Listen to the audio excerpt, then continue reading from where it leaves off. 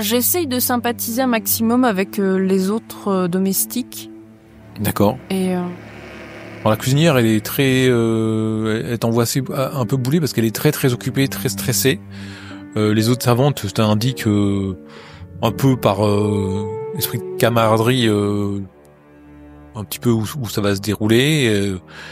Et ils te disent que il va falloir faire attention parce qu'il y aura beaucoup de gens, ils sont tous importants et que il y en a une qui espère qu'il y aura pas d'animaux parce que c'est toujours un bazar à contrôler ces bêtes-là.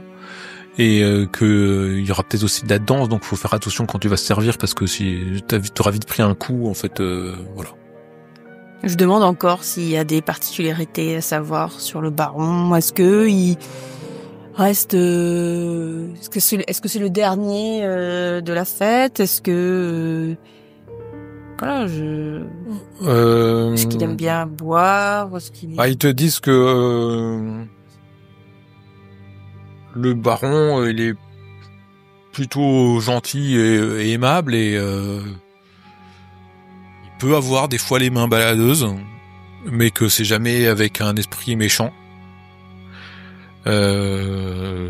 Par contre, sa femme est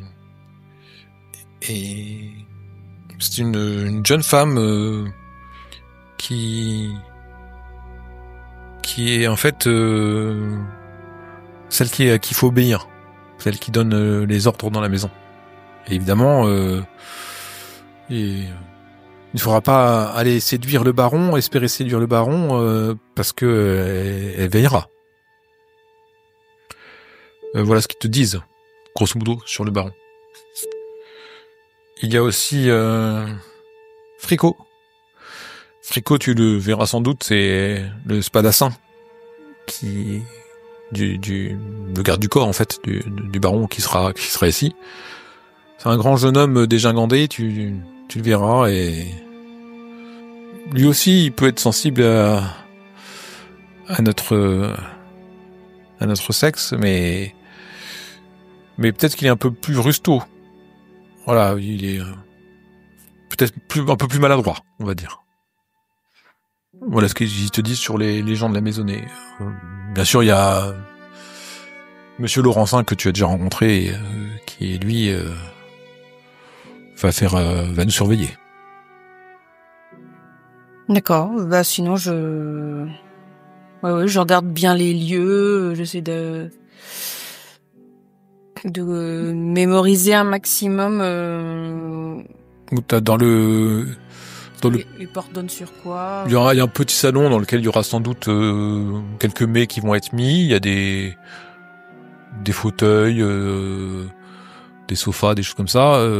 Mais il y a aussi une salle à manger. En fait, ce sera un buffet ce soir. Donc il y aura une salle à manger, il y aura une table là, mise tout le long, dans lequel il y aura des mets et il y a des godets en étain et en argent qui vont être disposés, et il y aura aussi une salle où on pourra danser. Il y a trois lieux principaux.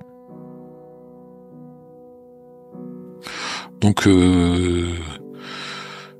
tu aides à installer toute la vaisselle et tous les préparatifs.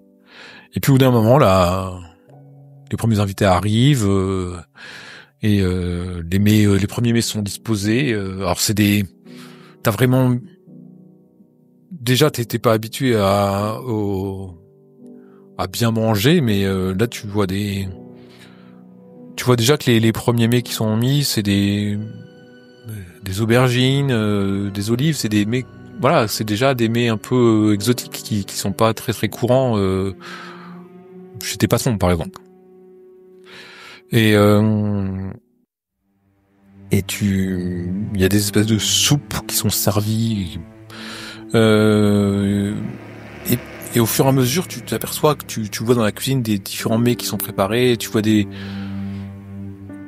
crois que c'est de la pâte fourrée, visiblement, c'est en forme de croissant un petit peu. Et la cuisinière t'explique que dedans il y a du lait fermenté. Il y a des il y a des dattes et des figues roulées au miel, enfin bon, des choses comme ça. Et tu vois aussi qu'il y a des rognons, ça t'en as déjà vu, mais des crêtes de coq qui sont frites, qui sont saisies dans les sauteuses avec des fonds d'artichaut, voilà, c'est très. Et puis bien sûr, par-dessus tout ça, t'as beaucoup de senteurs d'épices, du poivre, peut-être de la cannelle un peu aussi. C'est très très étrange et tu commences à amener les plats différents pendant que la musique commence à résonner. Et tu vois que effectivement, il y a donc le baron de Lorimont, qui est un homme rondouillard, qui est plutôt jovial. Il a le regard vif, il a une espèce de petit chapeau avec une grande plume comme ça. Il a un manteau avec une fourrure comme ça sur son col et ouais, il est riche avec une richesse ostentatoire, une fraise autour de lui et puis c'est une boucle d'oreille. L'objet de ta convoitise. Il a une voix plutôt aiguë et il est souriant. Et tu vois que il lève facilement son verre, il mange, il sourit. J'essaye de subtilement attirer son attention. Alors tu fais une petite révérence avec un sourire et un regard un peu pétillant en fait de joie, Les yeux de biche. Et en le servant et il te regarde, il sourit, il laisse traîner clairement son regard et il alpague son majordome. Monsieur Laurencin, vous avez bien choisi nos servants pour la soirée.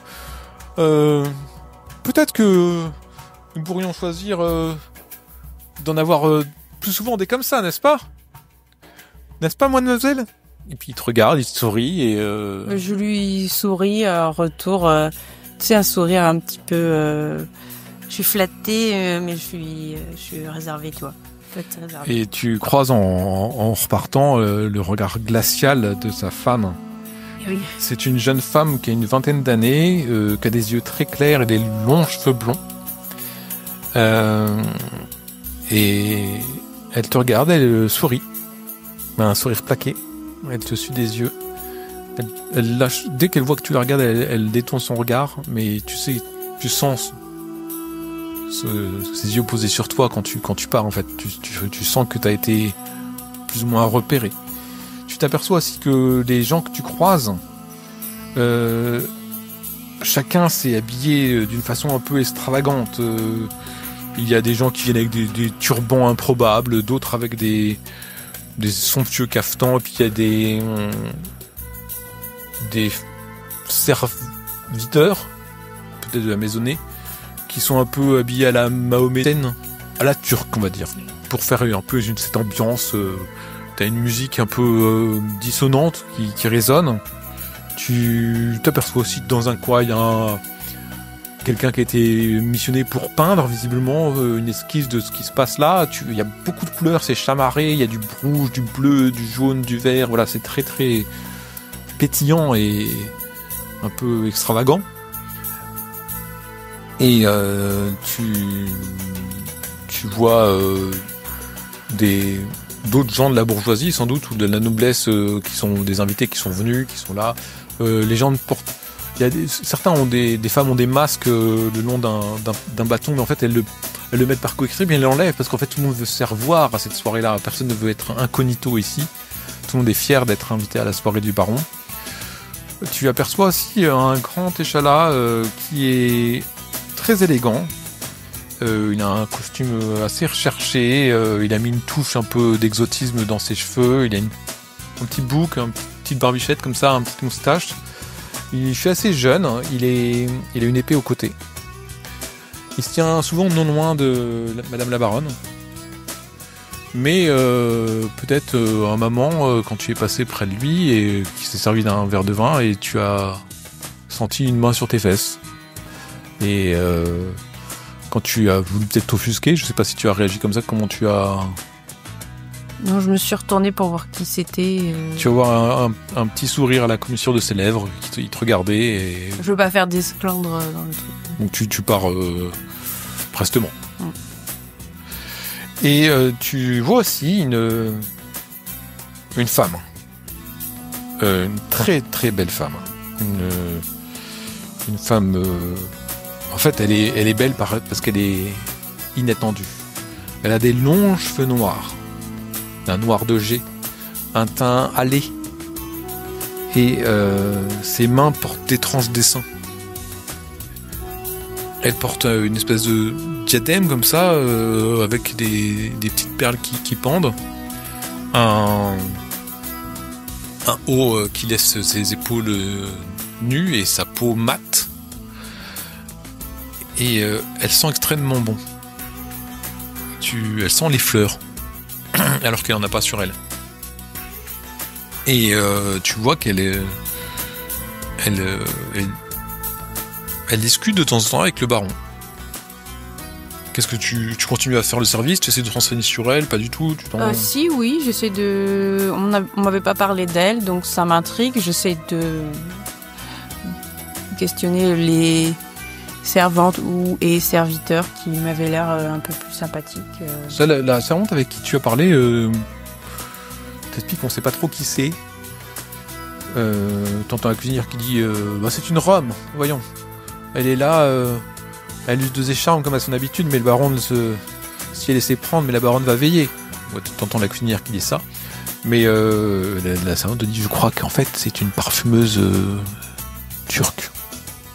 Et monsieur le baron s'est mis en tête de s'intéresser au parfum dernièrement, donc je crois qu'il a fait venir pour ces raisons-là. Et donc ça te surprend moins l'odeur qu'elle pouvait véhiculer avec elle. Et quelle va être ta stratégie durant ce dîner en fait pour mettre en place ton plan? Le souci c'est que je vois déjà deux obstacles majeurs en plus des autres. C'est Madame la Baronne et Fricot, qui normalement vont pas être loin du baron. Et donc il y en a un, il va sûrement m'empêcher de faire ce que je veux, et l'autre, elle va me surveiller. Est-ce que tu veux passer du temps un peu à les observer? Oui. Tu vois assez facilement que le Fricot reste toujours non loin de la baronne. T'as l'impression qu'il est plutôt préoccupé par la sécurité et la surveillance de la protection de la baronne que du baron. Ok. D'ailleurs, la baronne, en ayant la vingtaine, reste une jolie femme. J'essaye autant que possible que les verres de la baronne, de Fricot et du baron soient toujours bien pleins. Alors la baronne ne boit pas tant que ça. Le Fricot est ravi à chaque fois que tu vas le servir. Tu en es quitte pour une nouvelle main en fesses.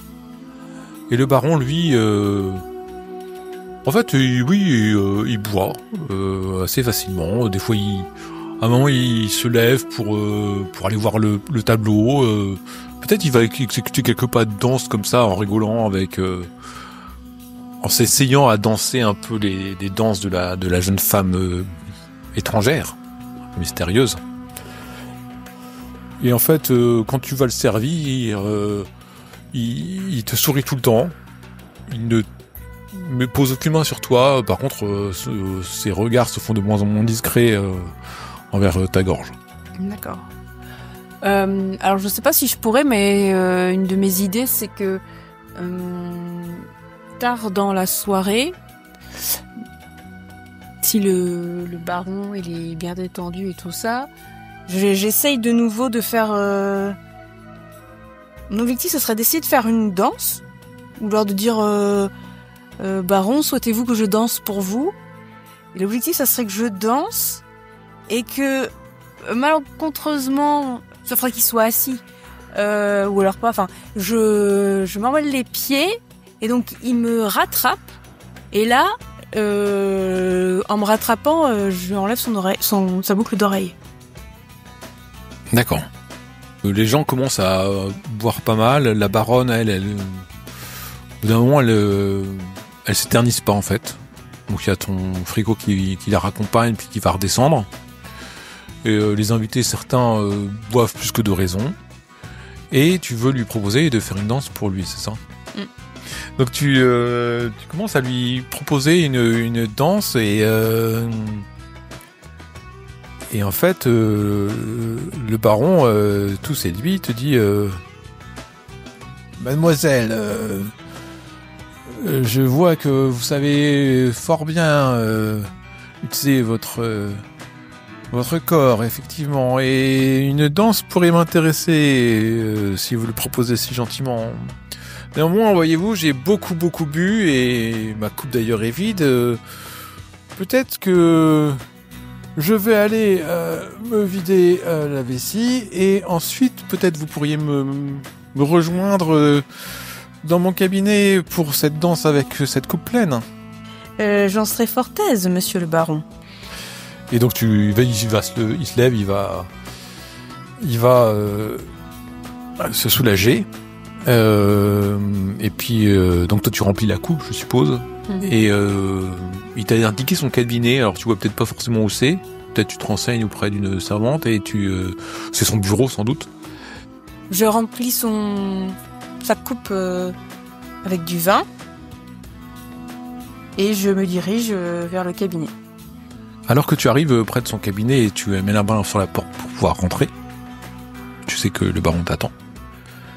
Tu ouvres la porte. Au moment où tu ouvres la porte, tu entends du bruit. Où ça, dans le cabinet? Ouais. J'ai déjà ouvert la porte? Ouais. Quoi, tu as entrouvert? Je m'arrête, je me fige. Pour écouter, en fait. Je n'ouvre pas plus la porte, je la laisse entrouverte. Pour identifier le bruit. En fait, t'as entendu une chaise qui tombait et un éclat de voix. T'as l'impression qu'il n'était pas tout seul. Bah, du coup, j'ouvre. Tu vois un jeune homme qui a peut-être 17-18 ans, qui est habillé en tenue de... En fait, tu t'aperçois que c'était un des serviteurs de la soirée. Il tient un poignard devant le baron. Qui est un peu surpris. Et en fait, il est interloqué. Il n'a pas encore eu le temps d'appeler à la garde parce que le poignard s'avance vers sa gorge. Mais qu'est-ce que vous faites Le jeune homme est surpris. Il se retourne vers toi tout en donnant un coup au baron pour essayer qui est un peu ivre. Alors il tombe en arrière. Le baron, tu vois, il est pas complètement inconscient, mais il est un peu sonné. Et il est devant toi avec le poignard. Il dit décampe, file de là où je t'égorge. Je lui jette le vin au visage et je lui donne un coup de pichet. Donc tu lui envoies le vin au visage en essayant de lui donner un coup de pichet. Alors il évite le vin en fait que tu lui envoies au visage pour pas être aveuglé. Tu t'aperçois qu'il est assez leste en fait, un peu comme toi. Tu vois, tu te dis que t'as un concurrent dans la place. Et par contre, il s'attendait pas au coup de pichet de la gauche. Quoi. Il t'arrive avec ta main gauche, tu donnes un gros coup de pichet dans la tête. C'est un pichet en étain, donc il se brise pas. Il se le prend, mais il a pas mal esquivé quoi. Donc ça lui tournait 2 secondes. Et mais tu vois qu'il a son poignard. Et tu te demandes peut-être pourquoi il était là, qu'est-ce qu'il voulait faire. En tout cas, lui, il essaie de se ressaisir et toi aussi tu veux y passer. Comme ça, il pointe son poignard devant toi. Tu sens qu'il est un peu aux abois, qu'il pensait pas que t'allais arriver et qu'il pensait. Tu comprends qu'en fait, il allait tuer le baron. Mon objectif, c'est de, si je peux, s'il est pas trop loin, d'aller vers le baron. En disant Monsieur le baron, vous allez bien? Et j'essaye avec mon bonus de providence de lui subtiliser sa... Donc tu te désintéresses de l'homme qui te menace en fait? Oui, parce que j'aimerais bien que le baron il appelle à la garde et avant qu'il fasse ça, il faut que je vole la boucle d'oreille. Bon, il en profite pour essayer de te donner un coup de couteau quand tu passes. Tu t'avançais et il a donné un coup de poignard que la lame a glissé sur ton front en fait, donc tu sens le sang qui commence à perler et à couler sur ton visage, alors que tu te précipites sur le baron pour aller lui chaparder et puis le réveiller pour le réactiver un petit peu. Je me dis que c'est très bien tout ça, parce que si on arrive à appeler la garde, je vais dire l'assassin, et je vais fuir. Je vais fuir avec la boucle d'oreille. Mais en fait, je vais essayer de faire un peu comme les pickpockets, c'est-à-dire que si je lui touche... je sais pas, s'il a sa boucle d'oreille à l'oreille droite, je vais essayer de lui toucher l'épaule gauche ou le bras pour essayer de le redresser, de l'aider à se relever. Et en même temps, je vais essayer de lui enlever sa boucle d'oreille. Tu commences à le saisir comme ça par le bras gauche en disant Monsieur le baron, vous allez bien. Avec ta main gauche, tu escamotes la boucle d'oreille que tu glisses rapidement dans ta poche. Et le garde se ressaisit et il te regarde. Il voit ton sang sur ton visage. Il fait l'assassin, regarde. Et puis l'homme commence à vouloir décamper. Tu vois, il ouvre la porte, il sort, il ouvre peut-être la porte-fenêtre qui est là, la fenêtre pour essayer de s'échapper dans le jardin. Et ben moi je vais chercher de l'aide et donc j'ouvre la porte et je cours en fait vers la sortie et je dis Monsieur le baron est agressé dans son cabinet, venez vite, etc. Ok, donc il y a tout le monde qui accourt, tu vois Fricot qui descend les escaliers 4 à 4, tout le monde qui accourt, il y a un esclandre, il y a même certains qui essayent de s'échapper, quoi, tu vois, de partir. Toi tu fais quoi? Je profite du mouvement de foule et de la confusion de l'ensemble des invités restants et des gens, des domestiques, pour vraiment, quand j'en ai l'opportunité, que quelqu'un ne le voit pas, m'approcher vers une porte de sortie. Ok, bah, tu peux sortir comme tu veux. Voilà. Tu empruntes quel chemin? C'est-à-dire, quel chemin à partir de l'hôtel de particulier? J'utilise des petites... J'utilise des ruelles. Je sais pas si je peux me rendre directement... Maintenant, j'avais pas vu la planque, où est-ce que c'était. Non, tu sais pas encore. Tu sais que tu seras rappelé sans doute Alors, j'utilise des ruelles pour me rendre bien là où je travaille. D'accord. Ok, donc tu passes par des petites ruelles et à un moment, tu tournes une ruelle et il y a l'homme qui est devant toi, celui avec le poignard, et il t'attend. Alors, ma belle, qu'est-ce que tu comptais faire? Donne-moi ce que t'as. Donne-moi ce que t'as pris. Je sors mon couteau et je dis jamais de la vie. Donc tu commences à prendre la fuite en fait. Oui. Tu prends la fuite. Bah il te court derrière, mais t'as l'impression que tu vas un peu plus vite que lui. J'essaye de le semer. Ok, donc vous courez longtemps dans les rues. Et si j'arrive... À un moment, tu t'aperçois qu'il perd vraiment du terrain. Je suppose que tu surveilles en même temps que tu cours. Et tu vois qu'il perd du terrain, donc il va prendre son couteau, il va essayer de te le lancer. Et tu vois le couteau qui résonne contre toi, qui s'éclate contre qui tape la pierre qui est juste à côté de toi. Et tu peut-être il y a essoufflé, les bras sous les genoux, il te regarde et la mine déconfite alors que tu pars avec peut-être ce qu'il convoitait lui. Et tu le perds dans les ruelles avant de rejoindre une fois que tu t'es sûr qu'il va pas te rejoindre ta maisonnée où tu vas rendre ce que tu as pris à ta maîtresse. Peut-être dormir les quelques heures qui restent avant le lendemain. Le lendemain soir, tu retournes voir Denis Le Sec, ton oncle, comme convenu. Et tu es ramené à travers ce dédale de couloirs dans cette salle. Alors, Blanche, j'ai ouï dire que ta mission était un succès. Est-ce que tu peux nous en parler? J'ai failli soit perdre la vie ou être gravement blessée parce que il y avait un homme qui en voulait manifestement à la vie du baron hier soir. Et je leur donne la description au cas où j'avais la situation bien en main, si on peut dire. J'avais dans l'idée d'obtenir l'objet par la manière douce et je me suis retrouvée en face d'un homme violent ou un assassin, je ne sais, qui a cherché à me blesser. Et ça, je m'y attendais pas. Il laisse passer un peu de temps. Eh bien, c'est une dernière épreuve bien comme il faut finalement. Parce que C'est notre destin à tous de survenir à des choses auxquelles on ne s'attend pas. T'as l'impression dans sa voix, qui est toujours la même, qu'il avait l'air surpris qu'il y ait un autre homme. C'est bien, ça me rassure, parce que je me dis, si c'est un truc qu'ils m'ont rajouté pour me tester... Mais, étant donné la description que tu fais de ta rencontre, peut-être que lui aussi devait passer un test pour une bande concurrente. Mais il a fait preuve de violence, tu dis. Ah oui, il voulait manifestement attenter à la vie du baron, puisqu'il tenait un couteau vers la gorge du baron.